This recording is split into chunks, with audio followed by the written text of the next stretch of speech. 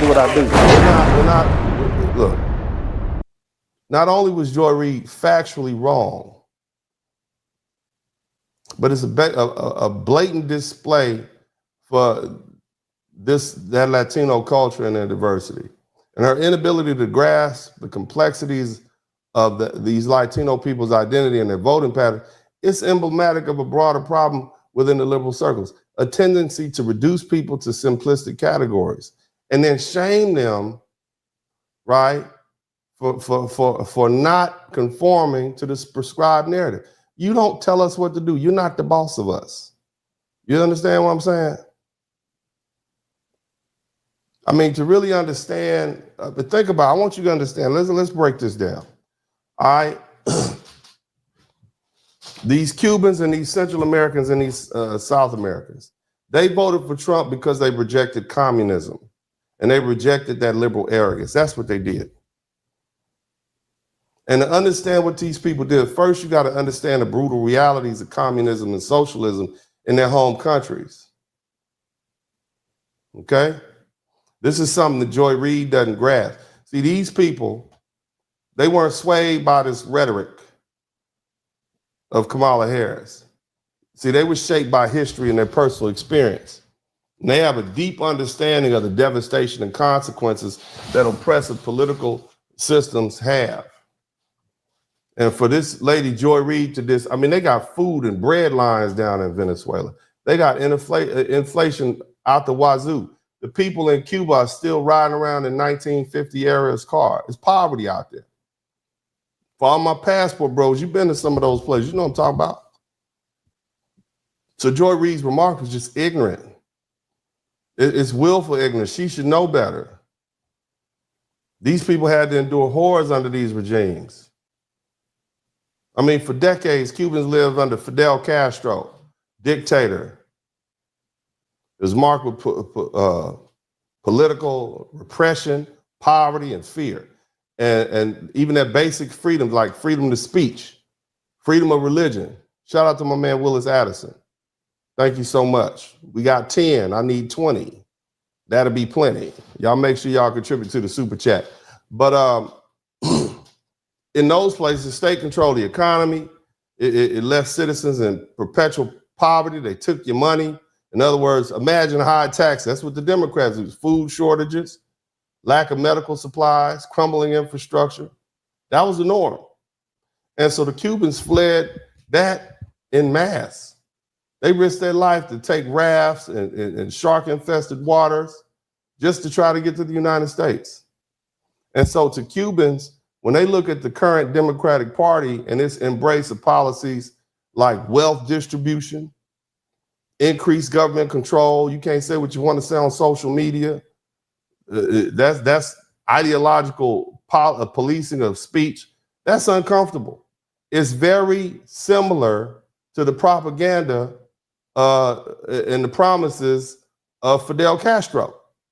And they see leaders like Kamala Harris and Bernie Sanders championing these socialist ideals. They can't ignore the parallels. You want to know why these Cubans voted against the Democrats? That's why. They saw voting for Trump as a matter of survival, a rejection of these policies that led to ruin. Now let's look at these Salvadorans. How many of y'all seen some of these movies and documentaries about El Salvador? Shout out to my man Lance Jackson. El Salvador, Nicaragua, Guatemala. They've been ravaged by the effects of these socialist and communist insurgencies. Hell, look at El Salvador alone. Look at all the criminal activity. The gangs run wild. Y'all talking about defund the police. The only thing that saved El Salvador in recent years was giving more money to the police. They locked all those criminals up. And so you got somebody who, you got somebody who fled El Salvador because of the crime and all the socialists and communist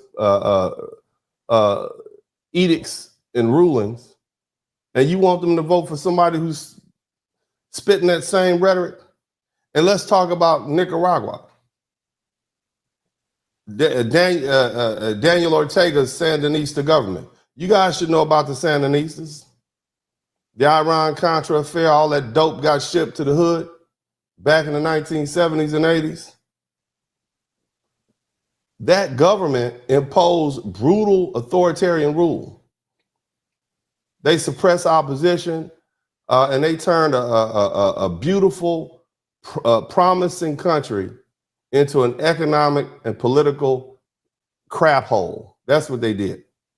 And the people of Central America have experienced firsthand how promises of so-called equality and reform, they just mask corruption and power grabs and exploitation. Shout out to my man Del Monte Green Beans. And shout out to the African Dyadic. Thank you so much for him.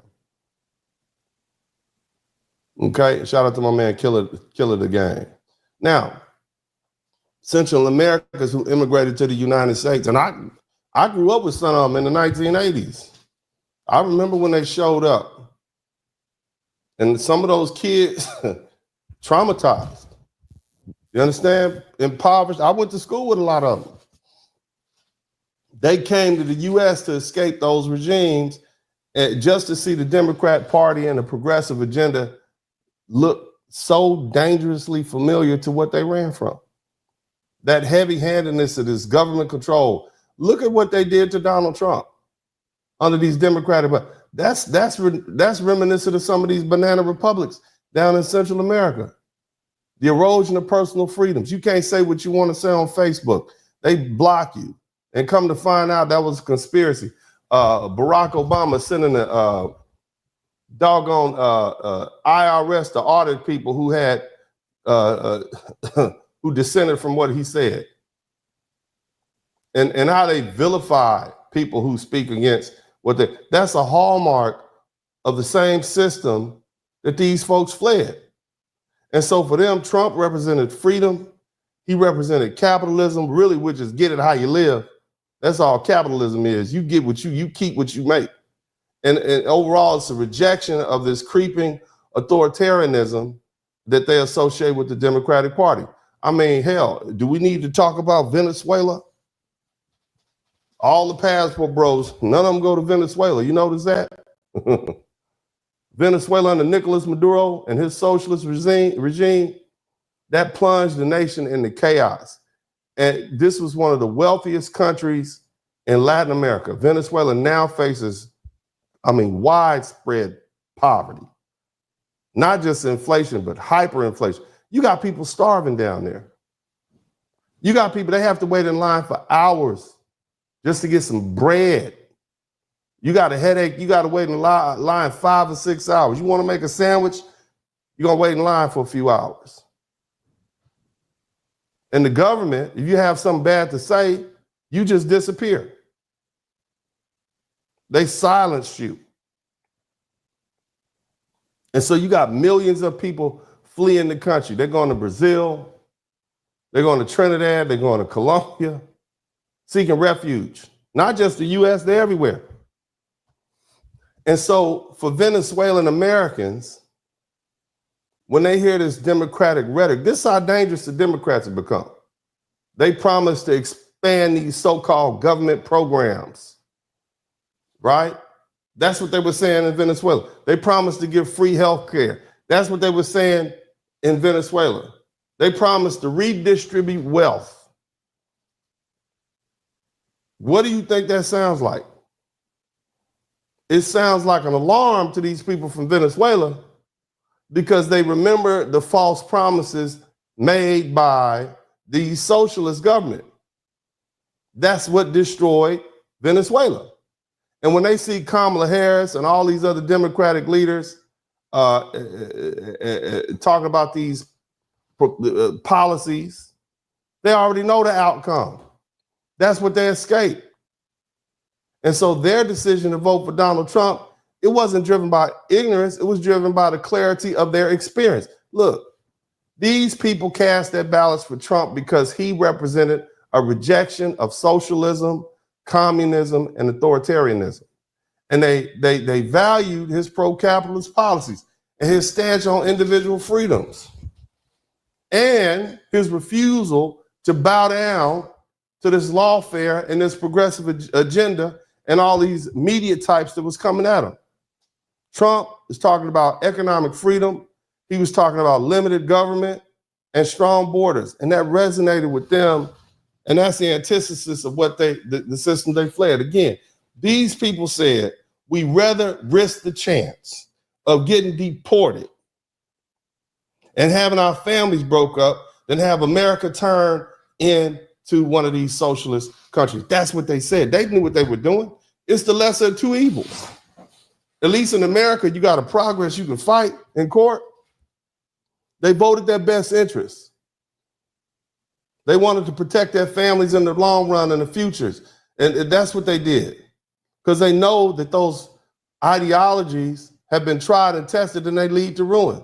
So Joy Reid's assertion that these voters are somehow stupid or now they're responsible for harming their family, that's not only wrong, it's vile, man, it's foul.